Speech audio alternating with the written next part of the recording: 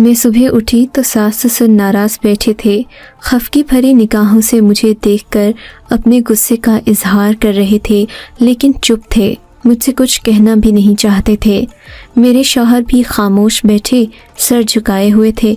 ऐसा लग रहा था कि इन्होंने कोई बात कही है जिसके बाद अम्मा अब्बा हमसे नाराज़ हो गए हैं। मैंने इशारे से पूछा क्या हुआ है, तो कोई जवाब नहीं दिया गया। सास ससुर उठकर अंदर कमरे में चले गए, जबकि आदरेश परेशानी में घर से बाहर चले गए। मैं कुछ समझ ना पाई कि आखिर इन तीनों के बीच हुआ क्या है जो इतनी सुबह बदमज़गी पैदा हो गई। मैंने सास ससुर को नाश्ता बना कर दिया, मगर इन्होंने मेरे हाथ का खाना भी ना खाया। इस बात का मुझे बहुत दुख हुआ। दोपहर तक मैं आदरेश का इंतज़ार करती रही, मगर वो भी घर नहीं आए। मेरी नंदें जो घर से काफ़ी दूर रहती थीं, वो शाम को घर आईं और इन्होंने अम्मा अब्बा से न जाने क्या बात कही कि वो उनके साथ चले गए। अब घर में मैं और आदरेश ही रह गए थे। रात के वक्त तकरीबन वो घर आए। अम्मा अब्बा का पूछा तो मैंने कह दिया कि वो यहाँ से चले गए हैं। उनके साथ आसिया बाजी भी थीं जो उन्हें अपने घर ले गई हैं। तब वो खुदा का शुक्र अदा करने लगे कि अम्मा अब्बा चले गए, अब मैं तुमको लेकर दूसरे घर चला जाऊंगा। अपने शौहर की ये बात सुनकर मुझे यकीन न आया। अगरचे मुझे सास ससुर से दूर जाने की कोई खुशी तो नहीं थी, लेकिन अगर शौहर मुझे दूसरे घर में लेकर जा रहा था तो ये भी खुशी की बात थी। वहाँ हर चीज़ मेरी मर्ज़ी से होगी, ये सोच कर ही मेरा दिल खुशी से झूम रहा था। मुझे और कोई फिक्र नहीं थी सिवाय अपने शौहर के। शाम के वक्त हम लोगों ने अपना सामान वगैरह बांधा और अपने नए घर में मुंतकिल हो गए। ये घर पुराने घर से तकरीबन 10 किलोमीटर दूर था। हम लोग एक पुराने कस्बे में रहते थे। यहाँ पर आमदोरफ्त के लिए गाड़ियाँ तो आती थीं, लेकिन आबादी कम होने की वजह से दुकानें कम थीं। हम जिस इलाके में शिफ्ट हुए थे, यहाँ सब्ज़ी की दुकानें पास ही थीं, मगर कपड़े और दीगर अशिया की दुकानें यहाँ से काफ़ी दूर थीं। खैर, यहाँ पहुँचते ही मेरे शौहर ने एक अलग कमरे में बिस्तर लगा दिए। हालांकि इस कमरे में काफ़ी अंधेरा था, मगर फिर भी ये बोले कि हम इसी कमरे में रहेंगे। इस घर के 2 बड़े बड़े कमरे थे। एक कमरे को हमने मेहमानों के लिए रख दिया, दूसरे में अपना सामान वगैरह रख लिया। इस कमरे में काफ़ी अंधेरा था, अलबत्ता एक अटैच बाथरूम और साथ ही एक खिड़की भी थी, जिसे खोलो तो ताज़ा हवा और रोशनी अंदर आती, और यही इस कमरे की अच्छी बात थी। मैंने शाम तक सामान वगैरह सेट कर दिया, जबकि उन्होंने भी मेरे साथ काफ़ी हाथ बटाया। हमने किचन भी मिलकर सेट किया और फिर कपड़े वगैरह खोलकर अलमारियों में रखे। नए घर में आने की खुशी ही अलग थी। खैर, सुबह के थके हारे हम रात के 11 बजे फारिग हुए तो बिस्तर पर पड़ते ही सो गए। सुबह मेरी आंख खुली तो आदरेश कमरे में मौजूद नहीं थे। मैं उनकी गैर मौजूदगी से परेशान हो गई। मैं उठकर बाहर जाने ही वाली थी कि वो दरवाजे से अंदर आ गए। मैं समझी कि वो सब्ज़ी या डबल रोटी लेने गए होंगे, मगर उनके पास मेरे ढेर सारे कपड़े थे जो कल रात ही मैंने तय करके अलमारी में रखे थे। आदर्श, आपने मेरे कपड़े अलमारी से बाहर क्यों निकाले? मैंने पूछा। वैसे ही देख रहा था कि अगर पुराने हो गए हों तो तुम्हें नए कपड़े दिलवा दूं। इन्होंने बात जैसे टाल दी थी, मगर मुझे उनका ऐसा करना अजीब सा लगा। खैर, मैंने नाश्ता बनाया और खाना खाने के बाद हम बैठे बातें कर रहे थे कि उनको किसी का फ़ोन आ गया।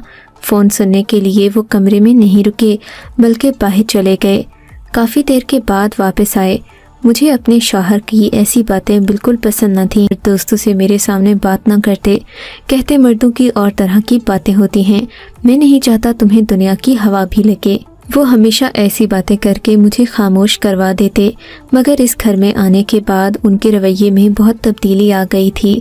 वो सारा दिन मुझसे बात ना करते और कहीं खोए रहते। कभी किसी का फ़ोन आता तो ऊपर छत पर चले जाते। उनकी ये बेहिसी और घर के कामों में उनका हिस्सा न लेना मुझे बहुत बुरा लग रहा था। शाम तक मैंने देखा घर में खाने पीने की कोई चीज़ न थी। मैंने उनसे कहा तो बोले, जाओ बाहर से जाकर कुछ खाने को ले आओ। मैं हैरत से उनका मुंह तकने लगी। आदर्श, आप ही ऐसी बातें कर रहे हैं जबकि आप तो मुझे सारी दुनिया से छुपा कर रखना चाहते थे। मैंने पूछा। हाँ, रखना चाहता था, मगर तुम खुद इस कदर तेज़ तराज हो कि तुम्हें दुनिया से छुपाने का कोई फ़ायदा नहीं है। तुम तो बड़ी ही फनकारा निकली। शौहर के मुंह से ऐसी बातें सुनकर मेरी आंखों में आंसू आ गए। कैसी बातें करते हो, सारी ज़िंदगी तुमसे वफ़ा की है मैंने, कभी किसी की तरफ नज़र उठाकर भी नहीं देखा और इस वफ़ा का ये सिला दे रहे हो। मैंने कहा तो वो जज्बाती ना हुए, बल्कि उन पर तो मेरी बात का असर ही ना हुआ। हालांकि पहले ऐसी बातों पर वो तड़प उठते थे, मगर आज उनकी बेहिसी मुझे ही रुला रही थी। पता है, तुम मेरी नज़र से गिर गई हो, इसीलिए अब मुझे तुम्हारी कोई परवाह नहीं। और जब मर्द की नज़र से औरत गिर जाती है तो वो उसकी परवाह नहीं करता। जाओ, बाहर से जाकर खुद डबल रोटी लाओ, मैं क्यों तुम्हारी सेवा करूं, नौकर हूं तुम्हारा। उनका गुस्सा देखकर मैं सहम गई। भूखी रह लूँगी मगर बाहर नहीं जाऊँगी, बाहर के काम हमेशा आपने किए हैं, मैंने कहा और रोती हुई अपने कमरे में चली गई। आखिर मुझसे ऐसी क्या गलती हो गई कि आदर्श इस तरह का रवैया रखे हुए थे। मैं रो रो कर हलकान हो गई, मगर वो मनाने भी नहीं आए। शाम को कमरे से बाहर आए, देखा तो वो भी भूख से निडाल थे। क्या हुआ, आपने भी खाना नहीं खाया? अपना दुख भूलकर मैं उनका एहसास करने लगी। हाँ, मैं भी तुम्हारी तरह सुबह से भूखा हूँ, कुछ नहीं खाया मैंने, तुम्हारे बगैर भला मैं कुछ खा सकता हूँ। ये बात सुनकर मैं तंजिया हंसी हंसने लगी तो मेरे कदमों में आकर बैठ गए। माफ़ कर दो मुझे, मैंने गुस्से में न जाने क्या क्या बोल दिया, मगर मेरा मतलब वो नहीं था। नहीं, जब बात किरदार पर आ जाए तो कोई बात नहीं रह जाती। मैंने जवाबन कहा, अच्छा तुम बैठो, मैं तुम्हें सारी बात बताता हूँ। वो मुझे दूसरे कमरे में ले गए जहाँ उस दिन हमने अपना सामान वगैरह सेट किया था। ये आपने खिड़की के पास क्यों बिस्तर लगा दिया? मैंने पूछा। बस आइंदा ये खिड़की बंद रहेगी और मैं यहीं करीब सोऊंगा, तुम दूसरे कमरे में रहोगी। आतिश ने अजीब शर्त मेरे सामने रख दी। मगर क्यों, हम एक कमरे में नहीं रहे? मैंने हैरत से पूछा। नहीं, हम अलग अलग कमरे में रहेंगे, मैं तुम्हें सब समझा दूंगा, खुदा के लिए मेरा साथ दो, ऐसी कोई बात मत करना कि हम दोनों के लिए मुश्किल हो जाए। तो लगता है कि आप वाकई मुझे बदकिरदार और बुरी औरत समझते हैं? मैंने रोते हुए पूछा। नहीं नहीं, ऐसी कोई बात नहीं है, कहा ना, मैंने गुस्से में कहा था। अब मान जाओ, मुझसे ज़्यादा मिन्नतें मत करवाओ। इन्होंने शोख लहजे में कहा। अच्छा ठीक है, मगर आप मुझे सारी बात बताएं, आप घर से बाहर क्यों नहीं गए, मुझे क्यों भेजना चाहते थे, और अगर मैं चली जाती तो जाने देता तुम्हें। इन्होंने खोए खोए लहजे में कहा। अच्छा बताएं क्या बात है? मैं हमतन गोश हो गई। देखो नाशीन, बात यह है कि जब मैं यहाँ से नौकरी के लिए दूसरे शहर गया था तो मेरे साथ हालात बहुत मुख्तलिफ किस्म के पेश आए। पहले दिन ही मैं एक ऐसे बंगले में गया जहाँ पर एक सख्त गिर ख़ानदान आबाद था। ये लोग बिल्कुल भी मॉडर्न नहीं थे। तुम ये सोच सकती हो कि उनके मर्द हमसे भी ज़्यादा अपनी औरतों पर सख्ती करते हैं। हवेली में किसी मर्द मुलाजिम को इजाज़त नहीं थी कि वो कदम भी रखे, मगर मैं खान साहिब का एक ख़ास मुलाजिम बन गया और यह एतमाद मैंने 2 हफ्तों में ही हासिल कर लिया। अब मेरी ड्यूटी कभी कभी बंगले के अंदर भी लगा दी जाती।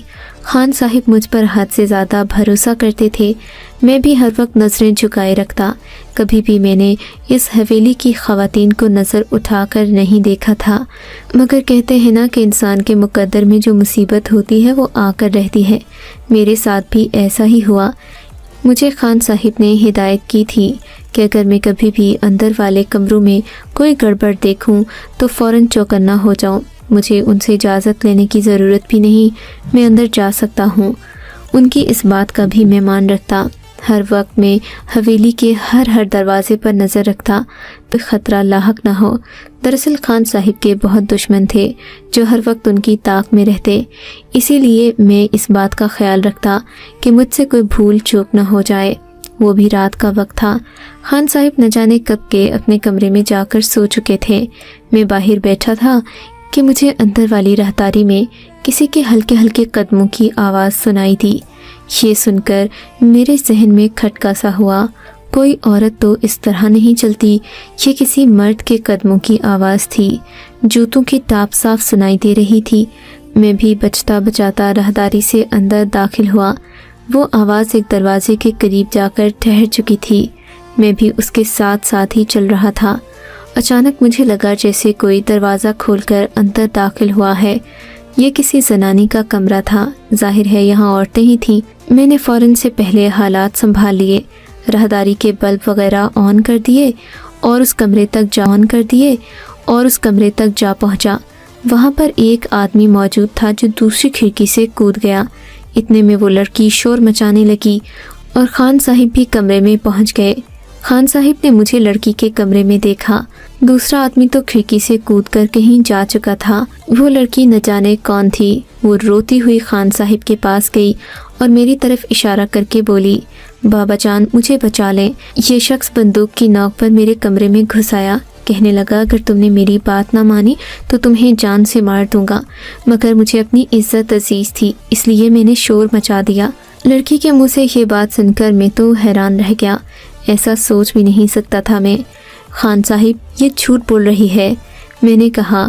وہ لڑکی کی حالت دیکھ کر سمجھ گئے کہ واقعی کوئی ایسی ویسی ہی بات تھی، حالانکہ میں تو یہاں آنے کا سوچ بھی نہیں سکتا تھا۔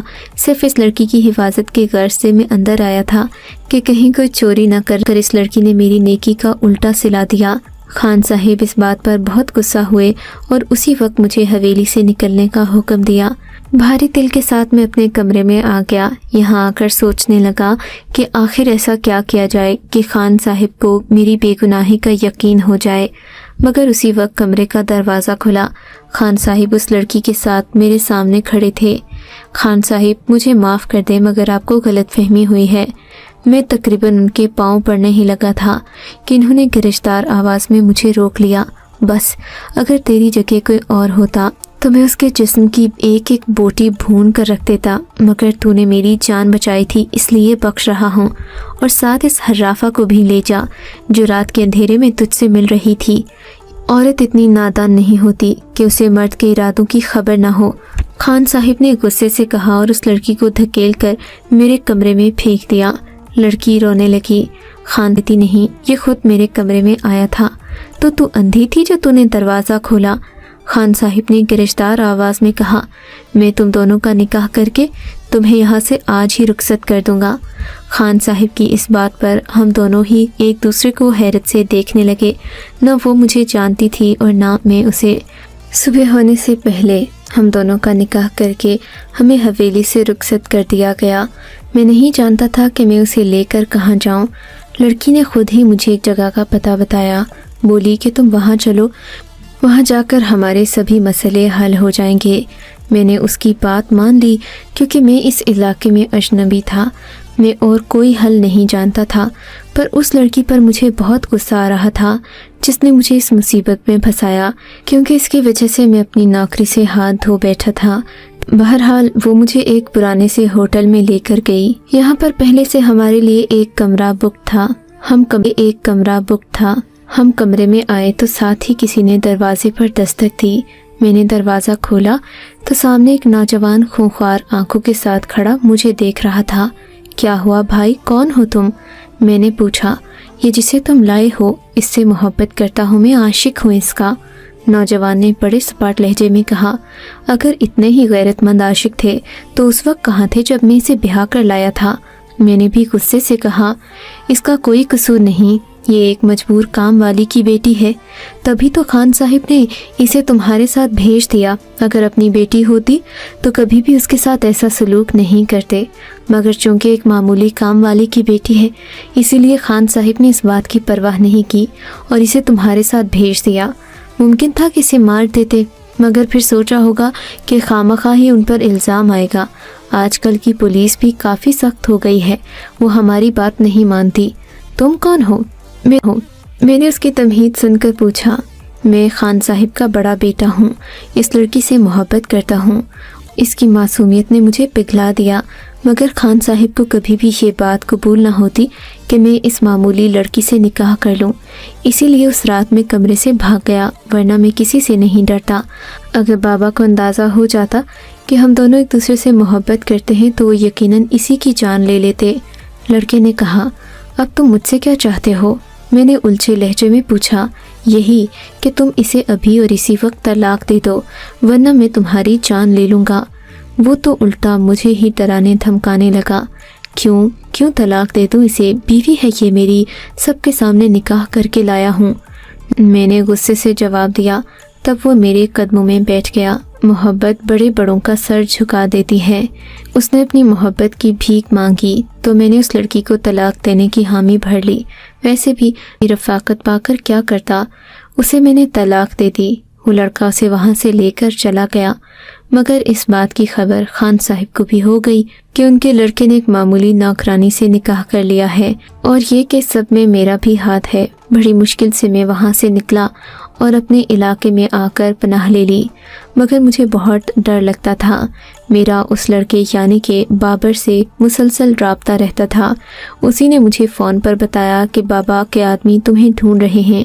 अगर तुम किसी महफूज जगह पर ना हुए तो वो तुम्हें लाजमी उठा लेंगे, क्योंकि उनको लगता है कि तुमने अभी तक इस लड़की को तलाक नहीं दी, जबकि तुम तो सारा किस्सा ख़त्म कर चुके हो। वो तुम्हें सबूत के तौर पर इस्तेमाल करना चाहते हैं। शायद वो अदालत का दरवाज़ा भी खटखटाएं, क्योंकि अपने बेटे पर गोली तो नहीं चला सकते, मगर तुम मेरा साथ दो और रुपोश हो जाओ। बाबर की बात से मैं भी इत्तेफाक करता था, क्योंकि मैं जानता था कि वो बिल्कुल हक पर है। उसकी मोहब्बत उसे मिल गई थी और मैं इसी पर खुश था। मगर खान साहिब ने मेरा पीछा नहीं छोड़ा। इन्होंने मेरे घर का पता तक मालूम कर लिया। इसीलिए मैं अपने माँ बाप को वहीं छोड़कर अपने घर के साथ कहीं और जाना चाहता था।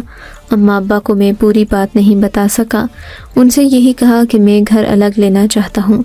इस बात पर वो मुझसे नाराज़ हो गए। अगर उनको हकीकत बता देता तो वो परेशान हो जाते। सो मैंने उनकी नाराज़गी पर उनकी परेशानी को तरजीह दी और तुम्हें लेकर इस घर में आ गया।